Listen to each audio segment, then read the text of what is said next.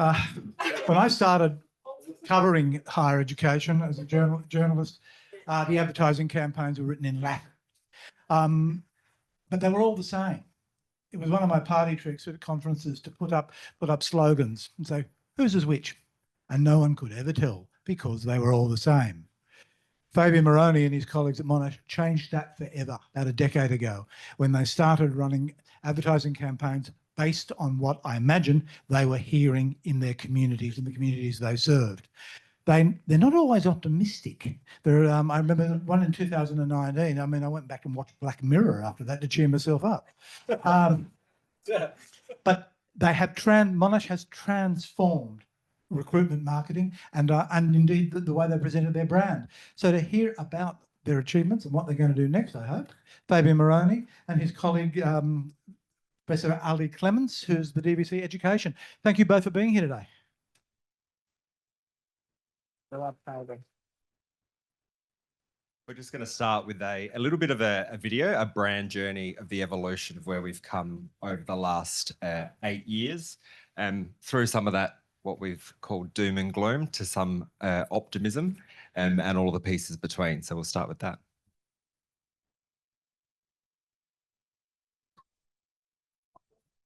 Oh, sorry, audio stretch.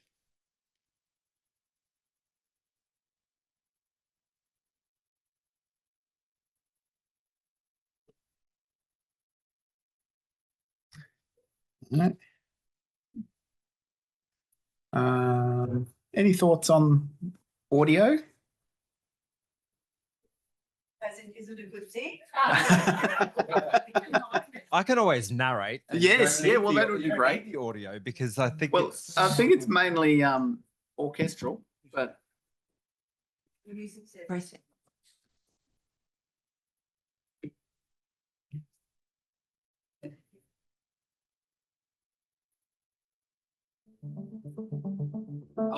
that the professional touch. Thank you.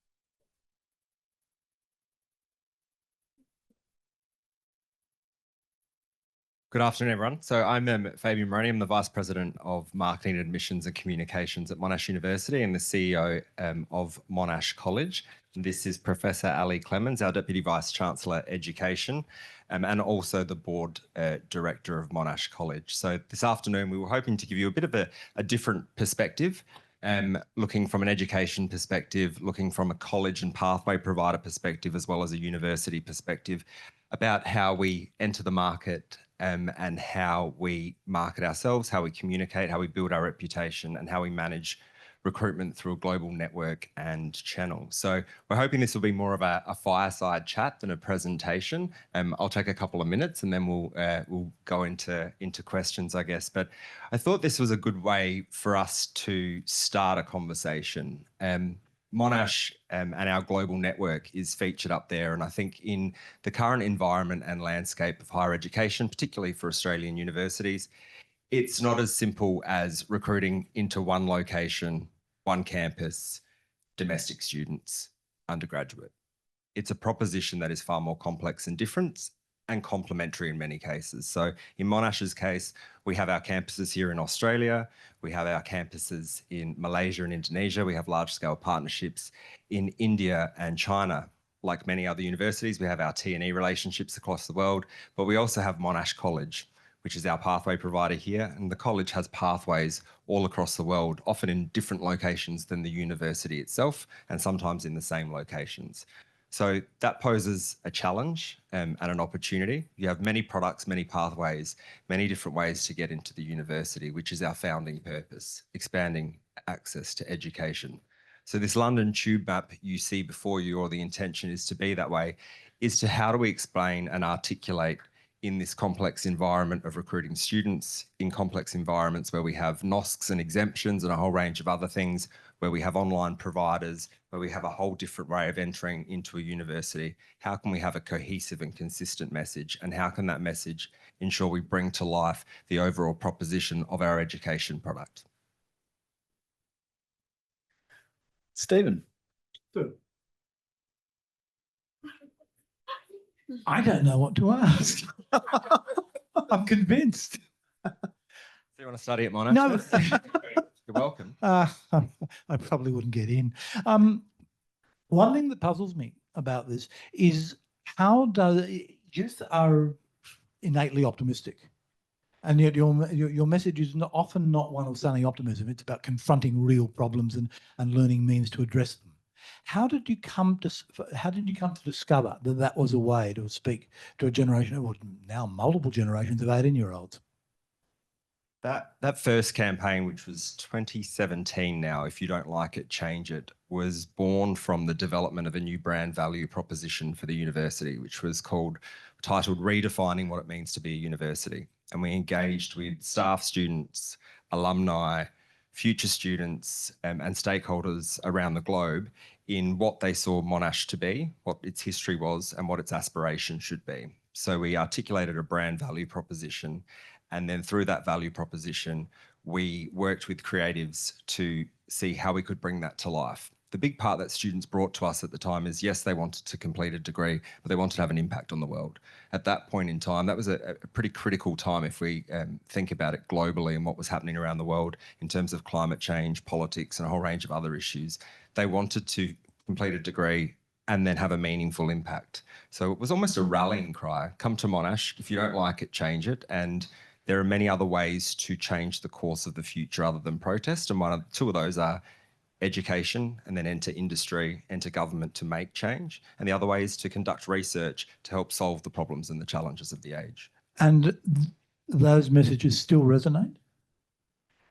I think, as you'll see, they've evolved. Post-COVID, as you say, many people were looking for optimism. There was a lot of negative news, negative information through that period, and people wanted hope. And we were also on that journey where we'd said, here's the problems of the world. If you don't like it, change it. Then we went, here's how we're changing it. And then we said, come along and change it. We've got the momentum now. We've risen in the rankings. Our research is going further. Our global presence is further. Our international presence and reach is further. Come and join us while we've got the momentum. perhaps can I come in just a little bit here too? I'm just the educational backup singer here. I'm not a marketing or comms expert, but it's important because, you know, it's not just about the message, but it's about what we deliver around the message. And Stephen, I was struck by your depiction of the Black Mirror moment of the first campaign, because I've never told you this, Fabian, but I didn't know Fabian well, in fact, not even at all, when the first campaign came out. And I do recall sitting and watching it at home. And it was really stark. It really was stark and quite confronting. I've got a colleague here who was around at the time, and it was. But I have been, and it certainly has evolved, matured, and it's sitting now with much optimism and sending out special messages about agency. And I've been struck by how seductive that is to students of all ages, particularly those out of school. It is that proposition that it is about coming to progress your education, but there's more. And the seduction is both about addressing what we've called in our strategic plan challenges of the age.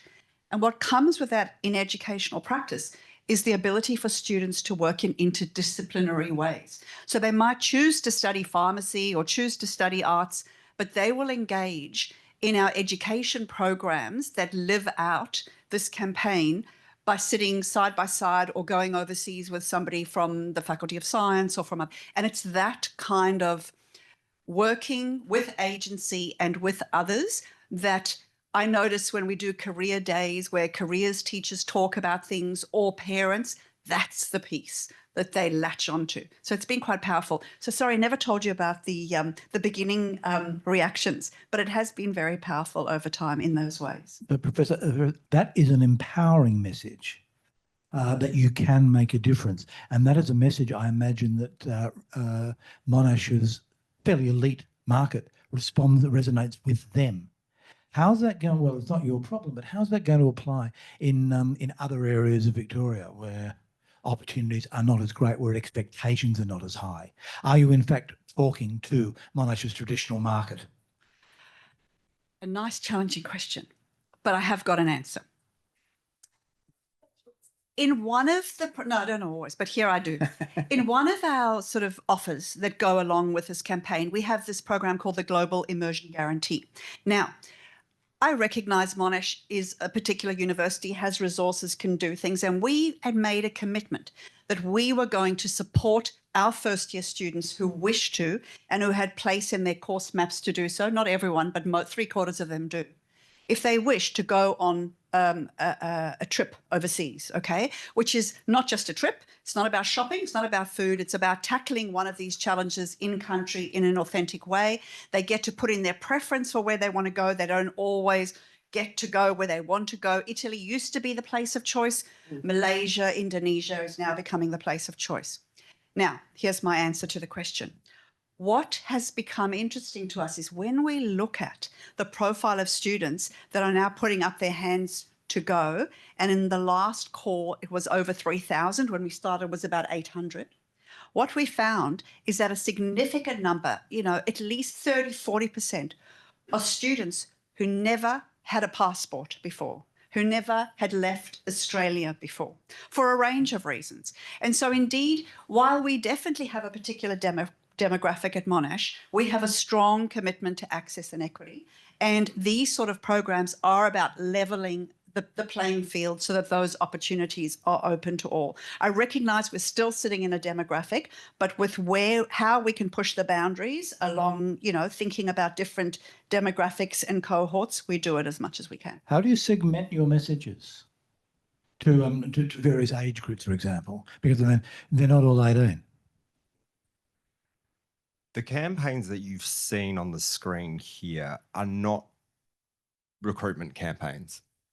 They're not even necessarily marketing campaigns. One of them was a 2-hour documentary.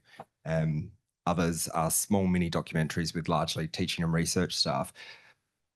This is more the top purpose level activity. But they are branding campaigns. They're purpose level campaigns which bring to life our brand, absolutely. But many other things bring to life our brand. Mostly what brings to life our brand is the teaching in class. That's the brand for the students, and that's the performance of marketing. We can only tell people what they might be getting. The tasters and the learning is actually the product, and that's where we build reputation. A bit like research, we build reputation through our research. But these are purpose level campaigns. What's underneath is all of the other activity. So we've released 2 days ago, and I look to a colleague in the back, a program about first in family, where we're dealing with a different demographic in recruiting that group. We have postgraduate campaign marketing, we have undergraduate campaign marketing, we have alumni campaign marketing, we have industry, we have other researchers and academic marketing to get our research out to get citations. So this is the umbrella brand. Then underneath that sits a detailed campaign for each. What's happened here over time is that we've evolved our message rather than created a new tagline or a new message or a new call to action. It's a new part of the story and it's a new chapter, and underneath it is more of that conversion-based activity, which is segmented by individuals, by age, by location.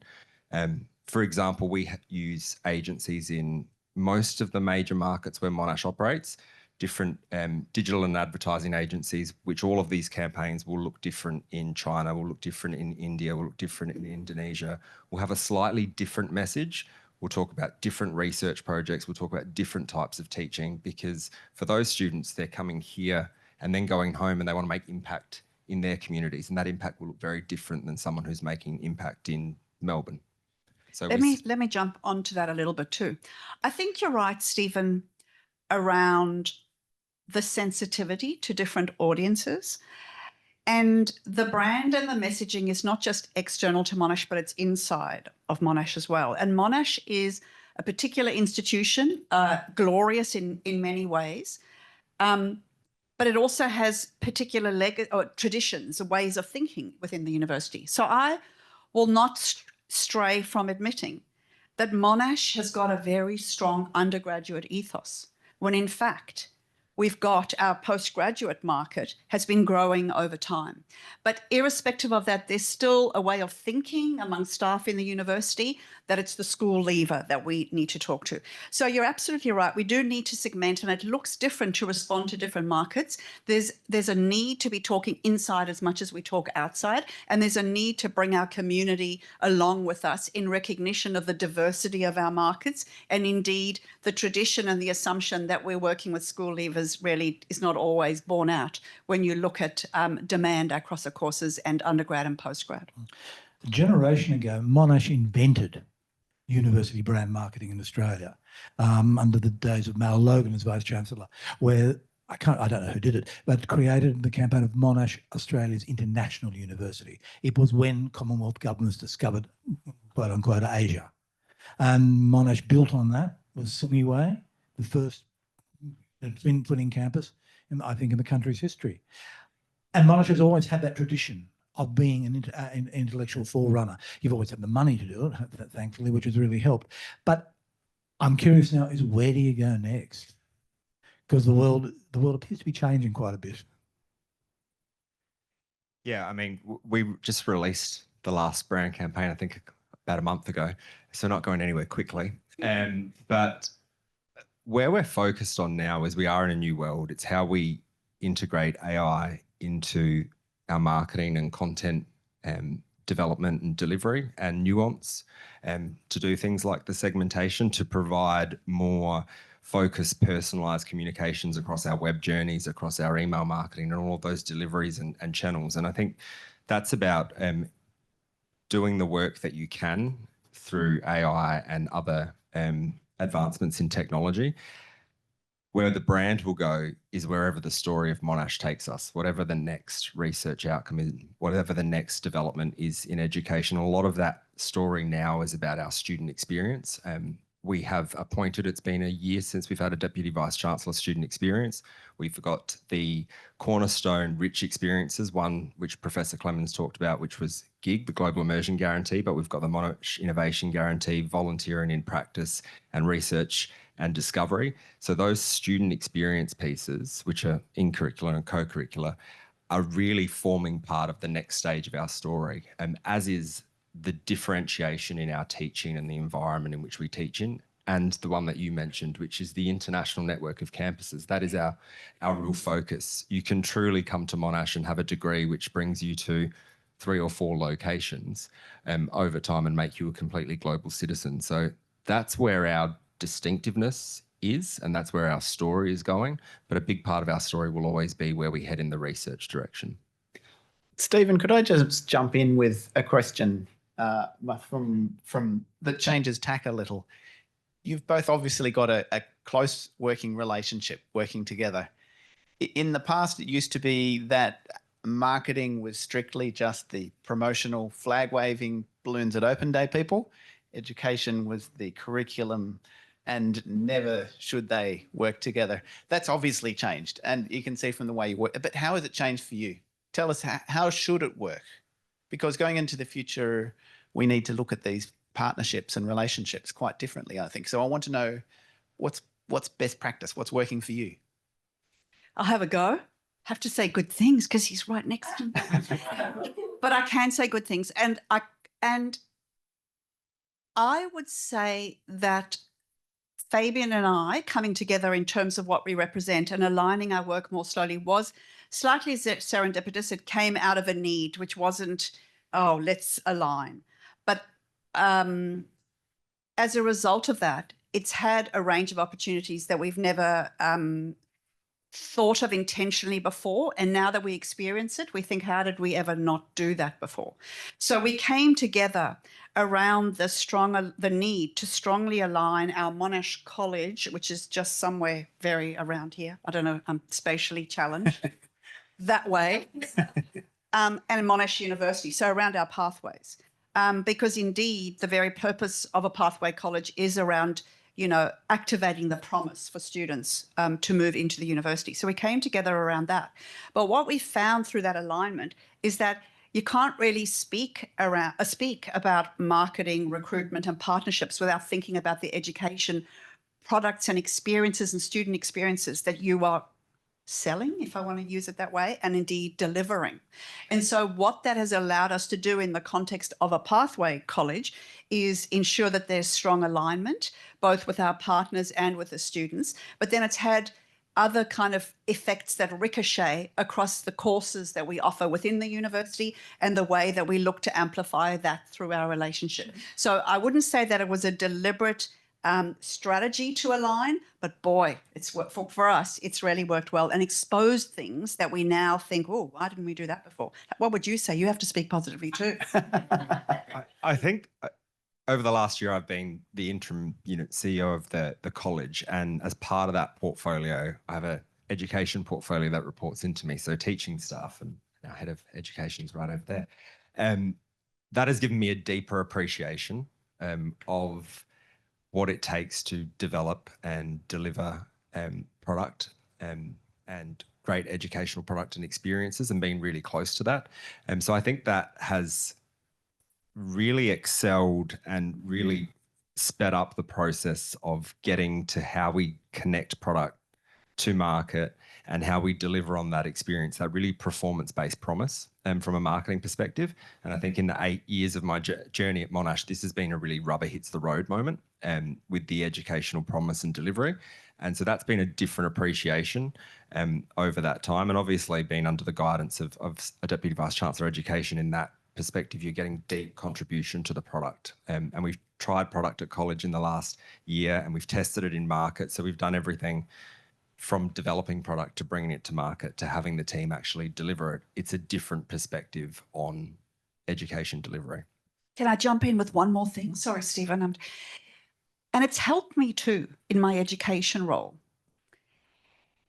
One of the things that some of you might appreciate that is in a research intensive institution, education sometimes is the Cinderella behind the thing. You know, research is the thing that people are looking for. And even when you think about our brand, you know, we can talk about transformation through research. It's not always as easy and obvious to talk about transformation through education, but that's the reason why students have come. And what I found in this closer alignment is a stronger advocate for saying that when we talk about transformation, we're not just talking about research transformation, as critical as it is, but we're talking about transformation through education. And so we do need to invest in campaigns that actually put teaching front and center, that expose our learning and teaching environment to the very students and families and communities that we want to attract. So just even from an education perspective, having that, it's added a layer of support and advocacy to my work in a large institution where people say education matters, and we know it does, but we've also got to put grunt behind that kind of rhetoric too. Nothing succeeds like success, but there must have been a stage where, not the deans necessarily, but someone said, look at all this stuff they're doing. This is Monash. This is not traditional Monash the way we were. Was there a point when either of you were around where there was something of a standoff between an old guard? If I'm honest, no. We spent, I probably expected that coming into a university, having never worked in the, having never been in a university, but worked with universities over the years. But we spent that 6 months developing the value proposition. So when we had that first campaign and it was presented to the deans in the Vice Chancellor's Executive Committee, they actually stood up and clapped. And they said, this actually reflects who we are, and where it doesn't reflect who we are, it reflects where we want to go. So that was probably surprising from being outside of the sector and coming in that was the response.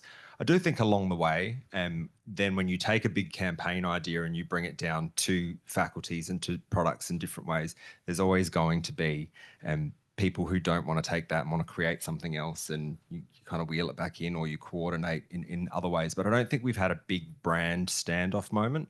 I think we've probably had some advertising standoff moments where you get down to, spend and where people should be focusing their spend. And that's just a difference of opinion and view in terms of markets and courses, etc. But I don't think where it's come to brand, we've really had that. Strategy-wise, where do you go next? I mean, you've built a very specific identity. You could probably do anything, frankly, for a decade before anyone would notice, because Monash has just got such a powerful reputation.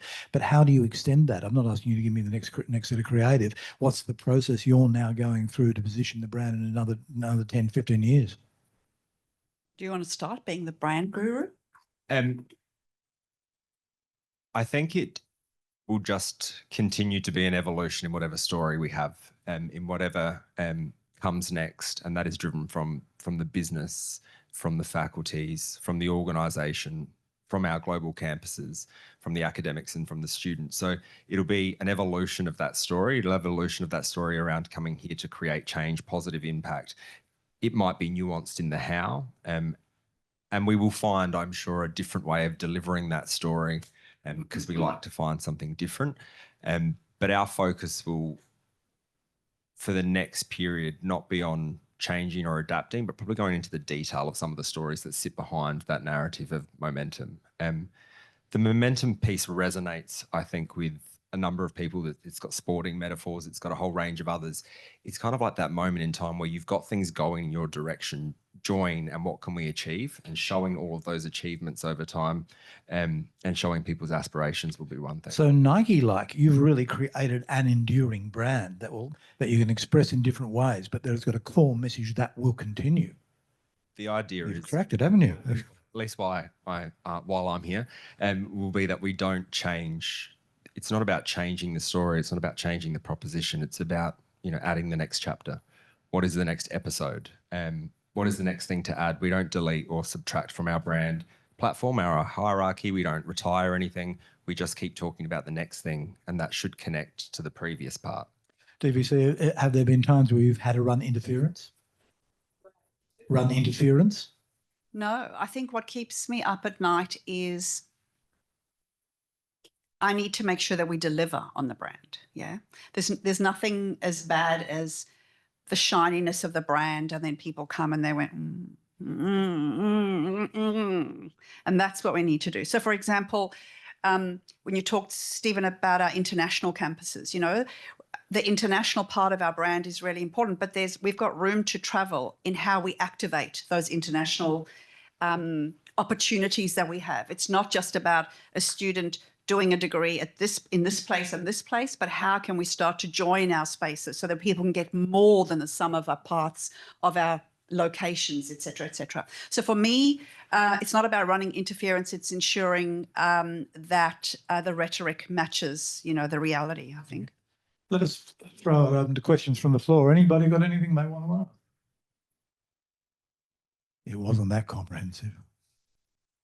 Just while we're waiting and for questions, I've got we had some discussion in a number of sessions this morning about the Accord. Where is the future for equity students?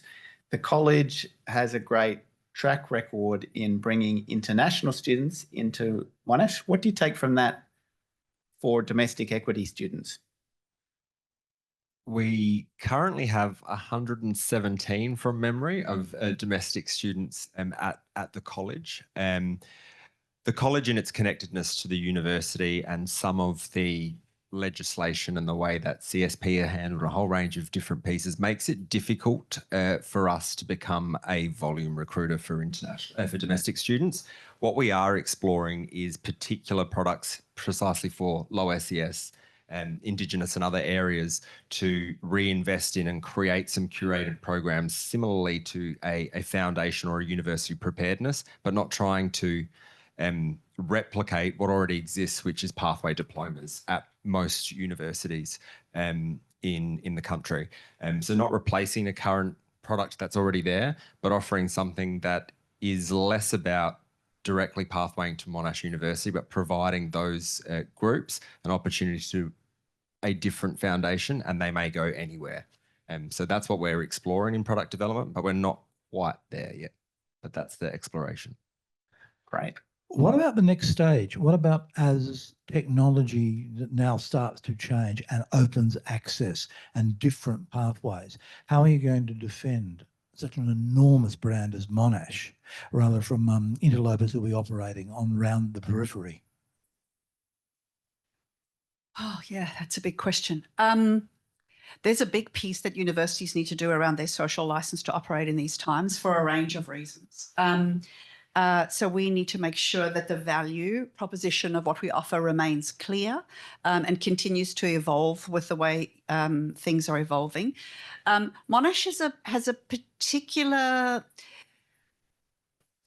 challenge in this space because I mentioned before that there's a strong sense of the undergraduate with Monash University, which belies the other offers that we have. There's also a strong sense of the face-to-face at Monash University and the sense of place. Well, part of our brand is around our campuses as anchor institutions, which is very much bound in place. But as we know, students are looking for flexibility and hybridity.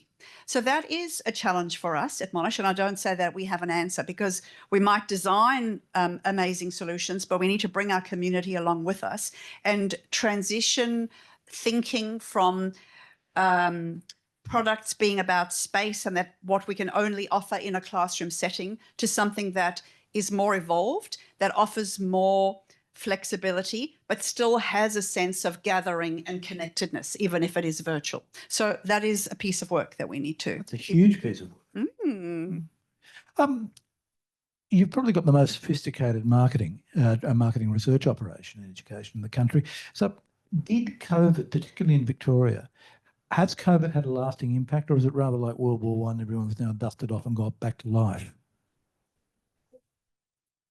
I think COVID's had many impacts, and one of them, and it might not be directly COVID, but it's the things that have happened subsequently. We've adapted our models to cater for the different cohorts of students. More students are wanting to, for example, international students, they want to stay at home for a longer period of time for economic pieces. So we need to go out and meet them where they are to be part of that journey and find ways in. Students want to engage in hybrid ways, but also have a real desire for place, connection, sense of belonging. So we've really had to uplift and invest in that student experience piece. So I think lots has changed since COVID, some of it because of COVID, and we're responding to it in different ways. But I don't think we've had all of the answers along the journey either to respond to the model. Too soon? Too soon to know? I think in some cases it's too soon to know, but in some cases you can see the other end. I mean, the college went through a deep transition. As an example and case study, during COVID, obviously students couldn't come to Australia. And at first that was okay because the younger students were coming through and you had a cohort, and then you had a 750 across the road with a shrinking cohort. So the business looked to diversify and looked into different product models, and they didn't work necessarily because they would have worked in a COVID environment, but we moved on from COVID. So the college went back to its founding purpose of being a pathway college to Monash University, and that's that focus on international and in-country pathway education as a strategy has come full circle post-COVID and is working now, but that's taken, a number of years to get back And there. Stephen, not always resolved. So I think they're lingering and contradictory effects from my perspective. Some of an example of a contradictory effect, on the one hand, our academic community going, "Phew, that's all over. We've got to get our students back into the classroom. Where are they? They're not attending. They need to come back into the classroom. We need to mandate attendance because they're not here. We've got to tie them down." And then at the same time, look at what we did during COVID. Look at how we transitioned within a week to online learning.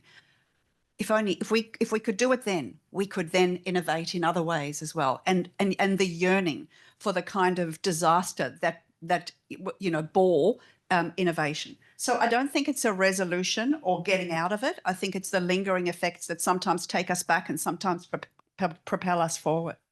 Which really goes to the heart of it, because you're right. Australian higher education just survived.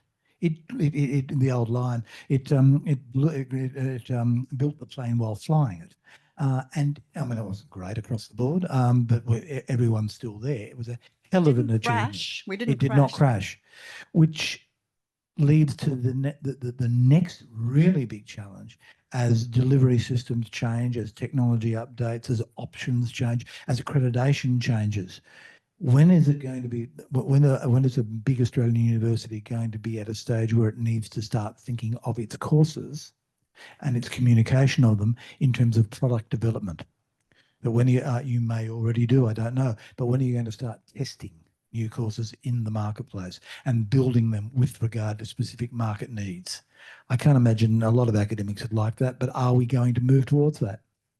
It's a conversation at Monash. It's a journey. It's a balancing of courses that meet market needs and or the desire for courses that meet market needs, and a desire for courses, enduring, comprehensive, or other types of professionally oriented courses that will always be in demand. It's a balancing of business and current government regulation and finding our way through it. And so I think it will be a mix of both, but I think people are beginning to come to terms with the fact that the course or the product portfolio that we had is not necessarily going to take us forward. How do we make sure relevance and value in a way that meets market demands, but at the same time keeps, what keeps academics coming to work, which is the ability to engage their research expertise and to transform the next generation of students intact. And those are the balances that we manage every day. In very general terms, does your academic community, do they have allegiance to their discipline, or do they have allegiance to Monash, or is it a combination? That's a beautiful question. I think both. I think our brand has been powerful in inviting all of our researchers into ways of positioning their research as a form of transformation and making change. So I think they feel strongly about that. I think their disciplinary home is strong too. I'm not going to say which is stronger, but very strong. So I'd say a mix of both, but I think importantly it is both, which I think is quite, I don't know if it's distinct, but quite powerful at Monash. How's the community feeling, the staff community feeling about where we are now in Australia? Worried about the government regulatory context and what that will mean. Worried about artificial intelligence and what that means to their expertise and teaching models. Concern about integrity, academic integrity in the age of AI, lamenting that sometimes their quest to retain invigilated online exams, not even online, that's too radical, exams, is sometimes not seen as the most contemporary form of teaching and learning. So there's a tussle between doing what was and feeling comfortable with accreditation bodies propping up that kind of harking back to past ways of doing things, as if that is how we will ensure security and academic integrity, at the same time recognizing that we are in the age of AI-enabled work and practice and living, and we need to move forward. And again, it's about moving our community at a pace that is not too fast, but that doesn't just stop. What do your schools recruitment people say to you about all that, Fabian? Look, I think that across the board, people at Monash are also feeling that momentum that we have, that we articulate in that brand. I think we have a pace, particularly under this Vice Chancellor and leadership team, where something's decided one day and the next day it happens in market, it happens in the university. There is quite a buzz about that pace because it's quite historically Monash. Monash is roll up your sleeves, get the job done, move on to the next thing. And that is now really coming to fruition under this leadership. So we're doing a lot of things really, really quickly, which is creating a lot of excitement. You know, the announcement of Maverick, the $60 million computer investment and supercomputer investment, was a really exciting moment. The pieces that we're doing in Indonesia and the pieces that we're doing in Malaysia and the growth over there, there's just a lot of exciting things happening, the investment in student experience. So I think from a recruitment perspective, there's a lot of great Monash stories to tell. I think the issue on the thing that people are concerned about is just having some stability in the environment in which we can do our job and work. And so having an understanding that's longer than 6 to 12 months around, are there caps, are there not caps, are there processing, you know, what is the legislation, what are we working within, what are the rules of how we're going to be able to engage? Even that is more important for people than the number itself, because you can start to plan profile, you can start to plan strategy, you can start to plan engagement once you know what environment and ecosystem you're operating in. What do you two worry about work-wise? What are the threats? What keeps you awake if indeed you do stay awake? Well, I look after comms as well. So those reputational pieces that pop up and the continuous questioning of universities and having to respond to those pieces, and I see colleagues that deal with the same thing in this room, that becomes hard because you're constantly questioned as an institution and you don't know what's coming next. And then I think the uncertainty around both the domestic and international student recruitment and the managed caps, it's also another piece. So I think they're probably the two main. And of course, that would be for me too. I would say for me, it's about, I don't want to stay awake at night. I yearn to sleep more. But when I do, I think about pace and what is the right pace at this time. Sometimes the pace at which I want to go is not always matched by the pace that our broader community wants to go. And I want to ensure that we don't stand still, but we don't move too fast. So it's about finding that balance and feeling your way through. And that is of particular challenge in a university of our scale and of our size, of different disciplinary traditions. So for me, it's about trying to, I feel those things. Which makes you a vast and easy target, not you personally, of course. When there is a great deal, Ian Martin beautifully expressed it this morning, there is a sense that the social license of universities is at risk. Is that a sense that you have in general or about Monash, that in some ways what you do and is suspected in the community as not being in the interest of the community at local or national level? For me, not at Monash, more about universities in the context of the higher education sector. I mean, one of the strong pieces at Monash that drive us, and it's connected to the brand, but it's about making a difference to the communities in which we are situated. So in the sense of making a contribution, listening and engaging, that's strong.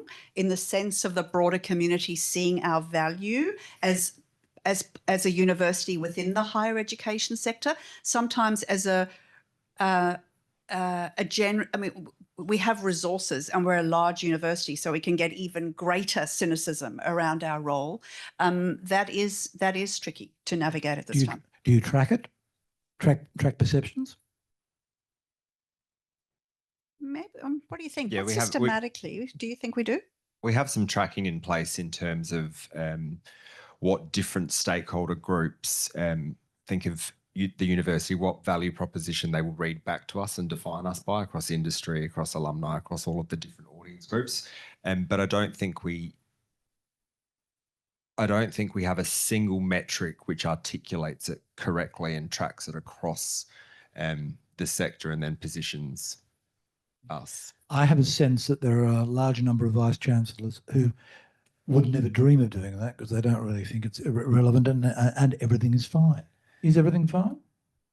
I think, and particularly of relevance for this conversation, universities, when we've tried to tell our stories, whether through brand campaigns or other things, have often been scrutinised because of what the cost of telling those stories are or the way we've told those stories. So over time, we've stopped telling those stories. We've certainly stopped collectively telling the Australian education story properly in international markets against compared to the US and compared to the UK. That's why the storytelling, and that's what guides our storytelling. We don't get it right all the time, but we need to tell our stories more. We need to tell them in different ways and more often, because if we don't tell our stories, others are going to tell them for us. And we are painted in a certain light, in certain ways, by certain groups and certain, in certain stages of just the annual life cycle.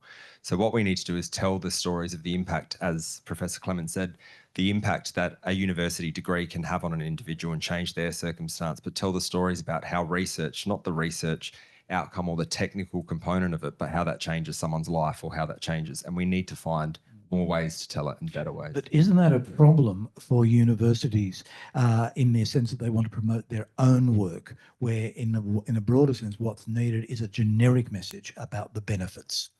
I think both are needed because we're all different.